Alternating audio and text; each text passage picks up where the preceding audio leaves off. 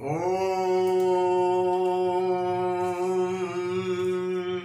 उमासुताय नमः।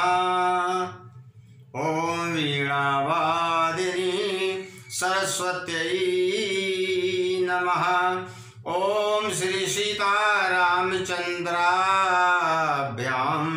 नमो नमः।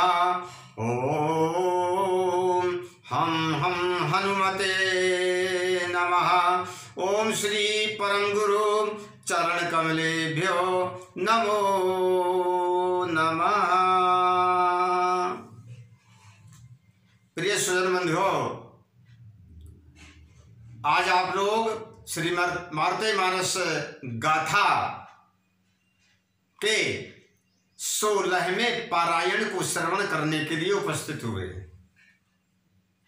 देखिए सज्जनों, परमात्मा का चरित्र, भगवान शिव का चरित्र परम पुनीत चरित्र है। कल की गाथा में आप लोगों ने सुना कि सुमेर पर्वत पर रहने वाले समस्त मानव जाति एवं केसरी की प्रजा ने जब सुना कि अंजना का पर्वत के ऊपर किसी पवन देव से समागम हुआ है, किसी वो तो समझ नहीं सके पवन देव को, तो घर घर में चर्चा होने लगी। सज्जनों, जो वानरराज केसरी थे ये सामान्य वानर नहीं थे, ये 4 पांव से उछलकूद करने वाले वानर नहीं थे, नहीं, ये आधे मानव के रूप में थे। केवल जो उनका मुख था वह वानरों जैसा था और विचित्र बात यह थी कि पूंछ थी, परंतु चलते थे दोनों पांव से। मनुष्य जैसे विचार थे, मनुष्य जैसे कार्य थे, स्नान ध्यान पूजन पाठ भोजन मिलना जुलना बातें करना, ये सब मनुष्य जैसी थी। ऐसे थे वानरराज केसरी। हम उनको एक वानर न समझें। सज्जनों, ऐसी प्रजातियां आज भी विश्व में कहीं कहीं पाई जाती हैं। हाँ, ऐसी प्रजातियां विश्व में हैं। देखिए, वानर कुल केसरी अनुपा, वानर कुल केसरी अनुपा, रही अर्ध मानव रूपा, रही अर्ध मानव रूपा। ये आधे मनुष्य के रूप में रहती थी। उनका सब कुछ मनुष्य जैसा था। सज्जनों, गुप्तचरों के द्वारा चर्चा महाराजा केसरी तक पहुंची। उनके मन में दुख नहीं हुआ, नहीं, वो जानते थे कि ये वानर जाति के हैं। यद्यपि आधे मानव के रूप में सभी हैं, परंतु विवेक नहीं है, और जहां पर विवेक नहीं होता वह मनुष्य तो कुछ का कुछ बोलेगा। देखिए, मूर्ख सठ विद्वान बुद्धि के द्वारा जाना जाता है, किसी के चेहरे से समझ में नहीं आता। सज्जनों, आज बड़ी विचित्र बात है। देखिए, सैनागार में एक दिवस निज सैनागार,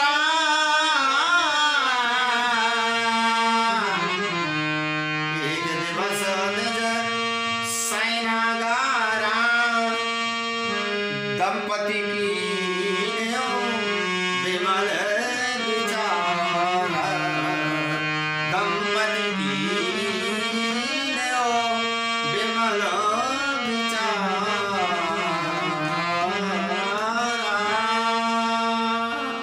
एक दिन रात्रि के समय पति पत्नी ने, अर्थात महाराजा केसरी अब युवराज से महाराजा बन गए हैं, महाराजा केसरी एवं अंजना ने विचार किया।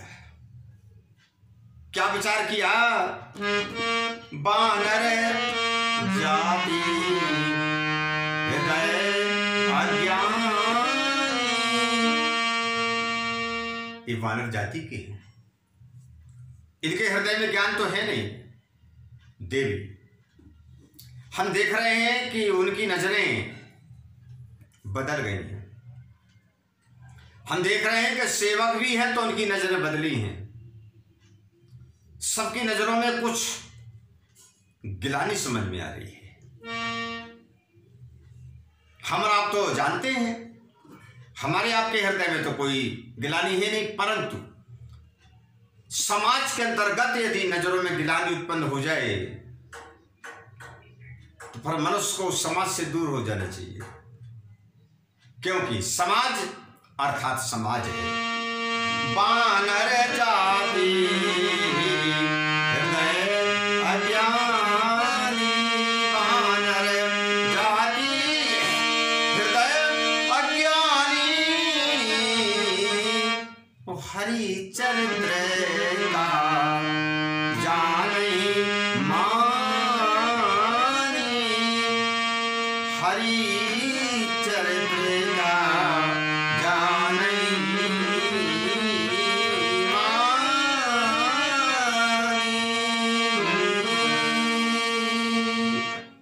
ये बानर जाति के हैं। परमात्मा के चरित्र को तो ये जान नहीं सकते। और एक बात और है देवी, यदि हम उनको समझाने का प्रयास करेंगे तो वो निश्चित तौर पर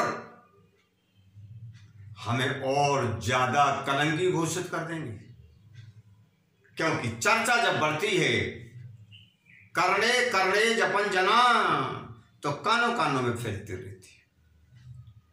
यदि किसी को बुला करके हम पूछेंगे क्यों, तुम क्यों कह रहे हो, तो पता है क्या बोलेगा देवी?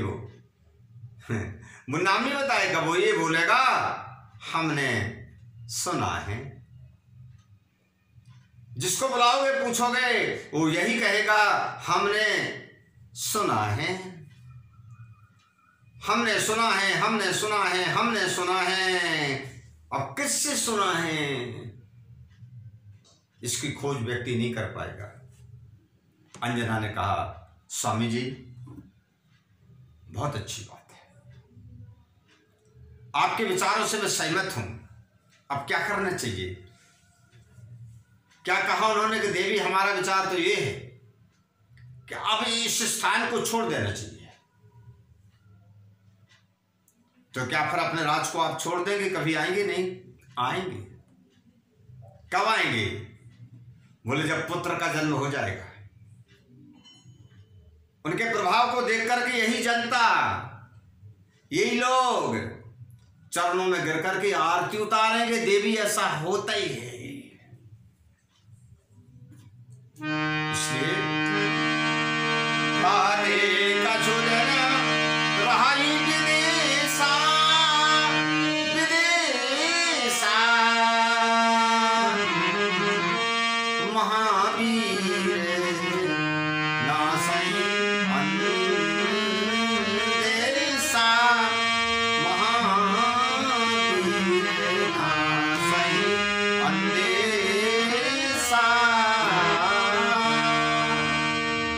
इसलिए कुछ दिन विदेश में रहो। वो महावीर पुत्र जब जन्म लेकर के आ जाएंगे, सारे अंदेश समूचे संदेह को वो समाप्त कर देंगे। अंजना ने कहा स्वामी आपने बात तो बड़ी अच्छी कही, परंतु हम जाएंगे कहां? हम रहेंगे कहां? वहां अपना कोई भी तो होना चाहिए।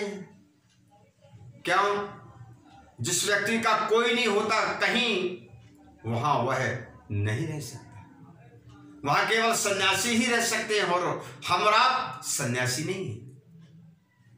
हमें समाज चाहिए, सेवक चाहिए, सेवकाएं चाहिए, और वो लोग चाहिए जो हमें सम्मान की दृष्टि से देखें। उन्होंने कहा देवी व्यक्ति जब दूसरी जगह चला जाता है ना, तो उसके गुण, उसके प्रभाव, उसकी बुद्धि के कारण वहां के लोग सम्मान की दृष्टि से देखने लगते हैं। चिंता न करो, नारद जी ने मुझे बता दिया है। आपको नारद जी ने बता दिया? बोले हाँ, उन्होंने समझा दिया। आए थे नारद लो सन कहियो बुझाई। नारद जी ने क्या कहा है? उन्होंने कहा, देवी नारद जी ने कहा है, छाड़हूंगी सुमेरु प्रभुताई, छाड़हूंगी सुमेरु प्रभुताई।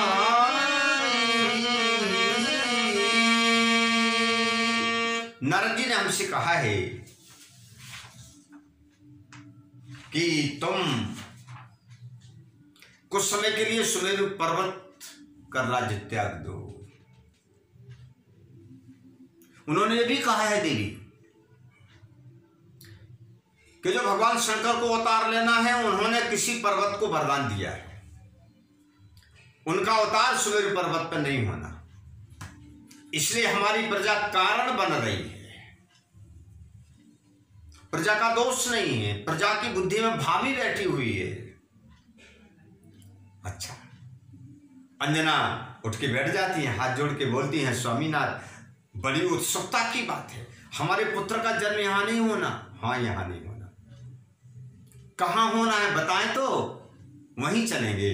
सुनो देवी, यहां रही तब मन चित मेला। यहां रहोगी, तुम्हारा मन, तुम्हारा चित्त मलिन रहेगा। और फिर पुत्र का जन्म कहाँ होना है मैं बता दे रहा हूं। यहां रहा हूं तब मन चित मेला, और तब सुत जन्मे होए श्रीशैला, तब सुत जन्मे होए श्रीशैला।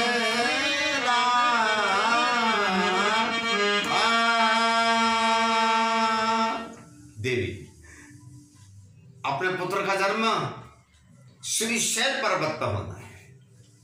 वो लक्ष्मी का पर्वत है, वहां साक्षात महालक्ष्मी का निवास है। भगवान की आज्ञा है कि वहीं पर जन्म होगा। इसलिए देवी, हमरा अकेले ही चल दें दोनों, किसी को साथ में ले जाने की जरूरत नहीं है। ठीक, उन्होंने तत्काल विचार बनाया। इसलिए देवी एक काम करना, कोई भी व्यक्ति जब अपने स्थान को त्यागता है तो उसके मन में घर की ममता बनी रहती है। इसलिए यहां की ममता छोड़ दो, ममता बनाए नहीं रखना, और अपने पुत्र के लिए चलो हम श्रीशैल पर्वत पर चलते हैं। प्रिय बंधुओं, केसरी ने जो श्रीशैल की चर्चा की है, ये कहाँ है श्रीशैल? हम आप जानते हैं दक्षिण भारत में, जहां पर भगवान तिरुपति विराजे हैं, भगवान जहां तिरुपति विराजे हैं वही श्रीशैल है। बहुत बड़ा है। भगवान शिव भी मल्लिकार्जुन के रूप में 12 लिंगों में से एक लिंग के रूप में श्रीशैल पर विराजे हैं। काफी विस्तार में फैला है वो। आज केसरी वंदना कहाँ आ रहे हैं? तिरुपति जी के ऊपर एक बहुत बड़ा शिखर है जो आज भी अंजना शिखर के नाम से जाना जाता है। वह शिखर निश्चित था कि यहाँ पर, यहाँ की गुफा में भगवान शिव का अवतार होगा। क्या कहा? ऐसे विचारे ताते घर पर ममता त्यागी ताते। इसलिए घर वर की ममता छोड़ करके ममता त्यागी चलहु शैल श्री निज सुत ला। कहु शैल श्री निज सुत लागी। इसलिए अपने पुत्र के लिए चलो श्रीशैल चलते हैं। उन्होंने किसी को नहीं बताया, उन्होंने किसी को नहीं बताया। वो आकाश विद्या भी जानते थे, आकाश में चलना जानते थे। महाराज केसरी और अंजना देवत्व से परिपूर्ण थी, इसलिए तत्काल प्रातः काल उठी और अस विचार करी दंपति ज्ञानी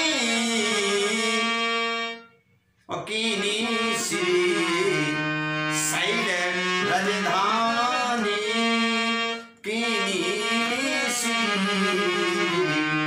शैल रजधानी।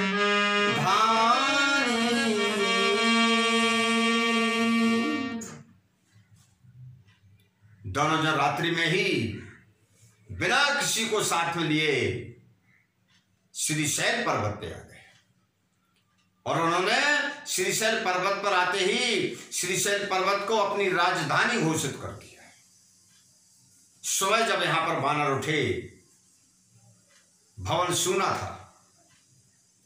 कहां गए, कहां गए, कहां गए, महाराजा कहां गए, महारानी कहां गई, किसी को कुछ पता नहीं।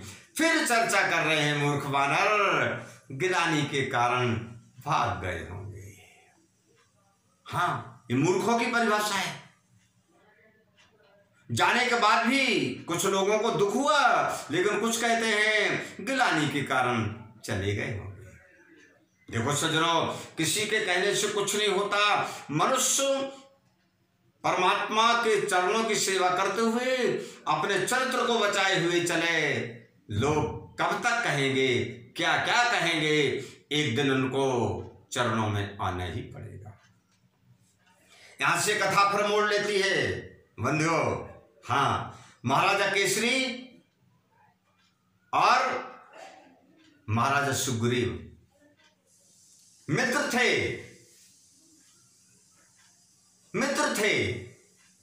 एक रहस्य की बात और आप लोग सुने। सुग्रीव की पत्नी रूमा और अंजना ये बचपन की सहेली थी। हाँ, ये बचपन की सहेली थी। रूमा का विवाह सुग्रीव के साथ हुआ था और अंजना का विवाह केसरी के साथ। जैसे ही महाराजा सुग्रीव को पता चलता है, महाराजा सुग्रीव को गुप्तचरों ने बताया कि महाराजा केसरी सुमेरु पर्वत को त्याग करके श्रीशैल पर्वत पे आ गए। तत्काल महाराज सुग्रीव ने अपने सेवकों को साथ में लिया और केसरी से मिलने के लिए चल दिए। सुन सुग्रीवा मिलन हित आए, मिलने के लिए आए। वो जानते थे, उन्हें अपने मित्र केसरी के स्वभाव का पता था। सुन सुग्रीवा मिलन हित आए, सेवक संग और ले आए, सेवक संग और ले आए।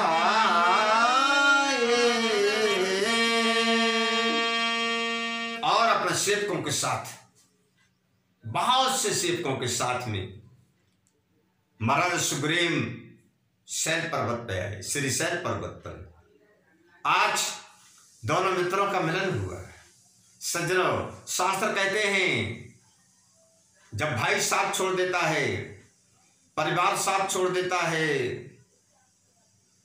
रिश्तेदार साथ छोड़ देते हैं, ग्राम के लोग साथ छोड़ देते हैं, तो ऐसे महासंकट में मित्र साथ देता है। हाँ, मित्र, मित्र का महत्व हमारे शास्त्रों में भरा पड़ा हुआ है। आज केसरी का साथ उनके मित्र ने दिया। क्या किया? सकल का मेले सन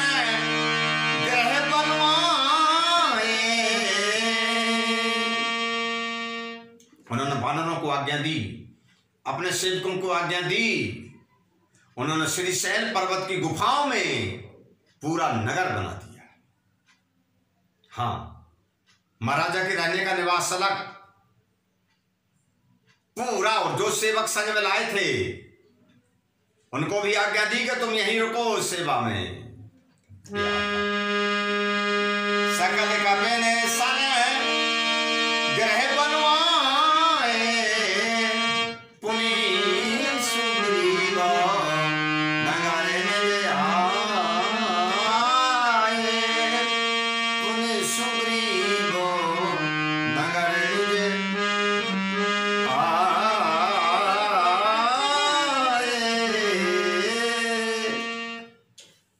पूरी राजधानी बनवा करके सिंहासन पर बैठाल करके सुग्रीव अकेले लौट आए, अपने सेवकों को सेवा के लिए वहीं छोड़ दिए। आज मित्र के सेवक सेवा करने लगे। सज्जनों, इस प्रकार से यही प्रकार श्री शैल सुहाए और दंपति अति आनंद मनाए, दंपति अति आनंद मनाए। सब कुछ मिल गया। जो सुमेर पर्वत पर था वो श्रीशैल पर हो गया। राजभवन, राजधानी, सेवक सब कोई महाराजा केसरी यहां पर आनंद से अपने सिंहासन पर बैठ करके राज्य करने लगे। सज्जनों, बंधुओं, कथा यहां से फिर मोड़ ले रही है। नारद जी ने जाकर भगवान शंकर से प्रार्थना की, जागिए मेरे भोले बाबा, जागिए। शंकर भगवान ने नेत्र खोले। नारद जी, क्या बात है? बोले, प्रभु आप समाधि में चले जाते हैं और भूलने की आपका आदत है, स्वभाव है। देखिए जरा संसार की ओर। क्या हो गया? क्या नहीं हो गया प्रभु?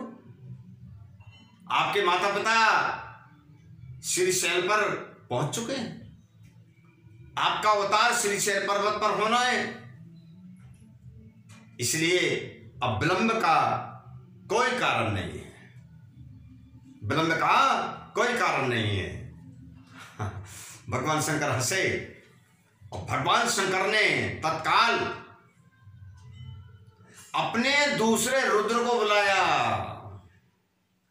जो 11 रुद्र है ना, हाँ, उनमें दूसरे रुद्र को बुलाया, पिंगल। भगवान के ही अंश हैं वो। कहा, पिंगल तुम्हें भूमंडल पर जाना है और माता अंजना के गर्भ में पहुंचना है और वहां पर तुम्हें अवतार लेकर के आना है और आगे आने वाले परब्रह्म परमात्मा की सेवा करनी है। तुम्हें राम नाम के चक्र को आगे बढ़ाना है। तुम्हारा एक ही काम है, वो क्या? परब्रह्म परमात्मा श्री राम के चरणों की सेवा, और कोई दूसरा कार्य तुम्हारा नहीं होगा। इसलिए जाओ, मेरे अंश प्रभाव के सहित जाओ, माता अंजना के गर्भ में पहुंचो। जब भगवान शंकर ने ऐसा कहा पिंगल नाम के रुद्र से, तो समय जाने सब सुकृति सहाय, उस समय समझ करके पूरे सुकृत ने पुण्यों को देखते हुए, समय जाने सब सुकृति सहाय, सजनो रुद्र अंजना घर भाई आए, रुद्र अंजना घर भाई आए।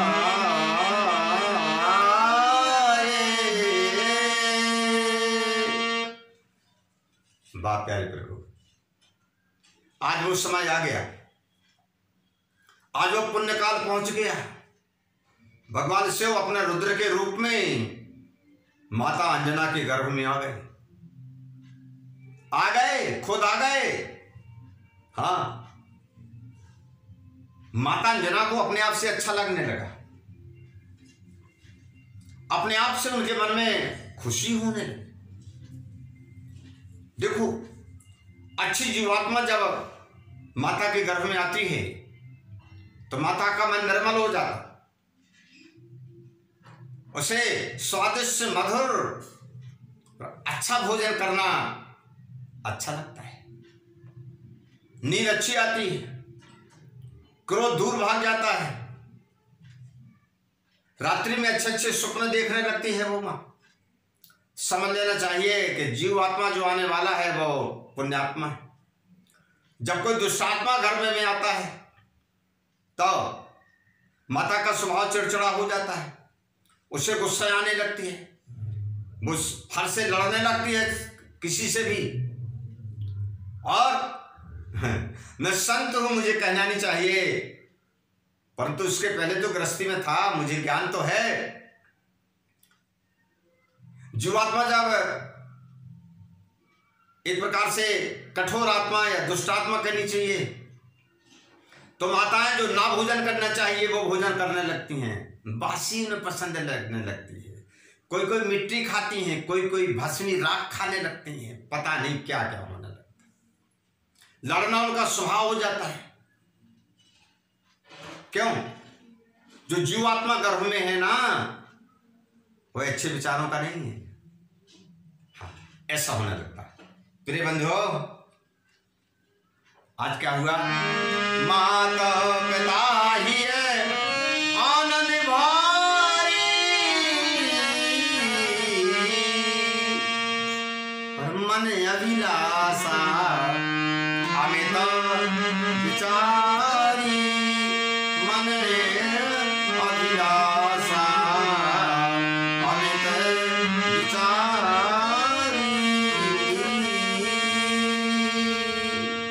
माता पिता के हृदय में आनंद अपने आप उत्पन्न हो गया, उनके मन की जो अभिलाषा है वो बढ़ गई। क्या बढ़ गई? मेरे यहाँ भगवान शिव का अवतार होने वाला है। देखिए और क्या हुआ? भोले हृदय कमल दल कोसा, परम शांति मन भाव संतोषा, परम शांति मन भाव संतोषा।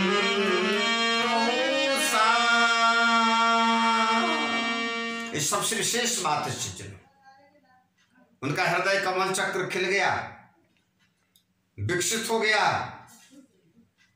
शांति नहीं, उन्हें परम शांति प्राप्त हो गई। और सबसे बड़ी बात क्या है?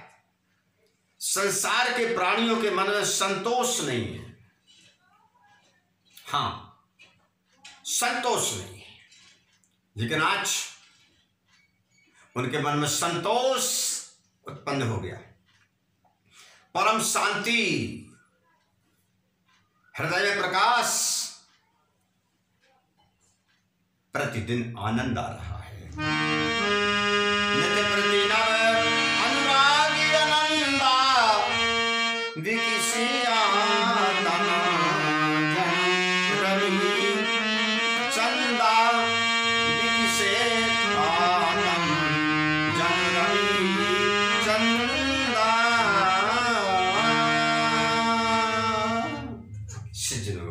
प्रतिदिन नया अनुराग। क्यों? परमात्मा बिना अनुराग के मिलते नहीं। अनुराग व्यक्ति के हृदय में आना चाहिए। अनुराग आएगा, समझ लो कि परमात्मा की चरणों की प्रीति बढ़ रही है। अनुराग के बाद में आनंद आता है।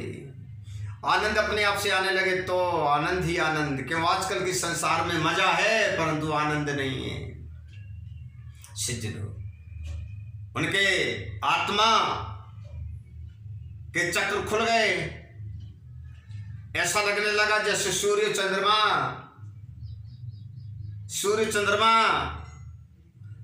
प्रकाशित हो रहे हों।